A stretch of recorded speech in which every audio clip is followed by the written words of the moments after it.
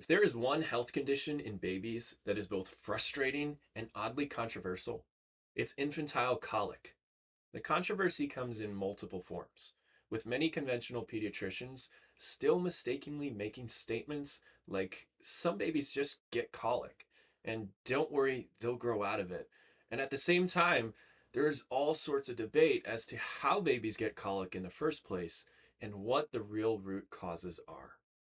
In this video, we'll break down the real science behind colic, keep it super simple, and get right into some safe and natural ways to help ease your little one's constant crying and discomfort. This video is for parents who are desperate for answers, who have babies who are struggling with colic and looking for relief from the constant crying and sleepless nights, who also know that it's not normal and that they are so uncomfortable, constantly crying, and also physically uncomfortable because they're constantly arching their back and cranking their neck as if they're trying to find relief.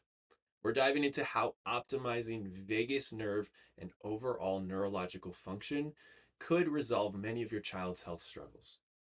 Learn gentle ways to stimulate this essential part of the nervous system, plus specialized chiropractic care to detect and address vagus nerve dysfunction without drugs or surgery. Let's start off with a story about Jackson. As a baby, Jackson struggled with bad reflux, gas pains, and trouble sleeping at night. His mom said it was very difficult for us to try and navigate being first time parents and having Jackson struggling with these issues. It was hard to see Jackson so upset and unhappy because he was always so uncomfortable. So they took action and brought Jackson to their amazing holistic pediatrician, where they are always looking to find the root cause of a child's struggle and not just put a band aid on the symptoms. And for Jackson, they knew the stress of a very fast labor and delivery was part of that root cause. So they were referred to a PX doc's office. Mom said, "We are so thankful to have a pediatrician who right away recommended chiropractic once we brought up our concerns to her." And here's how it went. Mom said Jackson started getting adjusted when he was 9 weeks old. And within the first couple of weeks, we definitely started to see changes. We first noticed that he was no longer having constant gas pains and didn't seem as uncomfortable anymore. Within the first month, his colic seemed to disappear, and we started seeing Jackson's happy and silly personality coming through. With continued care, Mom said he was a completely different baby than he was when he started. His colic and stomach pains were completely gone, his reflux better than ever, and he was even sleeping through the night. Now, as a toddler, Mom says he's truly the happiest and is always smiling and laughing. We cannot be more thankful to have found our PX Docs office. They've taught us so much about chiropractic care and the benefits it could provide to Jackson. Thank you for giving us our happy boy back. Jackson is thriving, happy, and healthy, all natural and all drug free, and with the best parents he could ask for. And it's because of Jackson's integrative pediatric office referral that he found chiropractic care in the first place. That's why we recommend having a holistic and integrative pediatrician or nurse practitioner. Having your child being cared for in a way that doesn't just default to drugs and surgery, but looks at the body as a whole and recommends care that addresses the real root cause. And in Jackson's case, it was chiropractic. So let's switch gears here, talking about one of the most overlooked yet quite obvious initial triggers of colic: an overstressed and subluxated nervous system. The vast majority of colic patients we see at Rising Health have at least one of the following hidden in plain sight stressors in their case history. Number one, a high stress or high risk pregnancy. And number two, birth interventions like forceps, vacuum extraction, induction, epidural, or C section. And these interventions can physically injure and alter the function of the nerves and muscles of the upper neck that then control things like sleeping, latching, breastfeeding, swallowing, digestion, and gross motor development like turning the head, tummy time, and so forth. While these interventions can be life saving, there is an aftermath that we have to consider.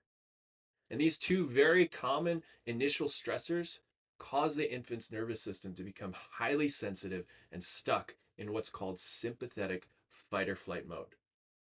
Another way to put this is that their nervous system start to operate predominantly in protection mode. And the reason this is important is because sympathetic dominance interferes with sleep, shuts down digestion, and leaves infants physically uncomfortable. Once that subluxation and sympathetic dominance sets in for the infant, they struggle with basic health functions like sleeping, eating, pooping, and moving. And when their little one is constantly crying and uncomfortable, parents innately know that something within their little bodies is not working well. And that includes both internal muscles that control digestion and the external muscles of the neck and spine, which is why infants struggle more after eating and are constantly arching their neck and back. But what about the other causes? In today's world, by the time we get to assess and examine a colicky infant, many times their amazing moms will have already removed dairy and other common foods that have a higher risk and of allergies and intolerances. And many families today have also already had their children's tongue or oral ties surgically revised and clipped. And while tongue and oral ties absolutely cause an infant trouble with latching, nursing, and can be uncomfortable, it's important to continue to look deeper at what the real root cause of even these tongue ties are. I'm going to sound like a broken record. It's important to know that if a child's nervous system is stuck in that sympathetic fight or flight mode, it will leave all of the muscles and ligaments of the body extra wound and tight and tense. So even if the tongue and oral ties are surgically revised, the tension will remain on the nervous system and throughout other parts of the body. And while most everyone will look to the stomach or digestive system, the root cause of colic, again, often it's found even deeper within the nervous system and its control and coordination of digestive motility, absorption, and elimination. When tension and subluxation build up along the neurospinal system, a colicky baby will often arch their back and crane their neck, trying to release or dissipate that tension themselves. And when this occurs, it is an almost sure sign that the real root cause of their discomfort is neurospinal discomfort and tension, and not merely digestive dysfunction. At Rising Health, our doctors are specifically trained to help identify the neurological factors behind colic and gently restore your baby's nervous system to balance and comfort. We use a combination of thorough assessments and advanced technology called neurological insight scans to detect and measure the presence of subluxation and neurological dysfunction or sympathetic dominance in colicky infants. If you're ready to find real answers and drug-free solutions for your baby's colic, click the link below or in our bio to visit our website and schedule an initial consultation. Let us help you and your little one find peace, comfort, and restful sleep you both desperately need.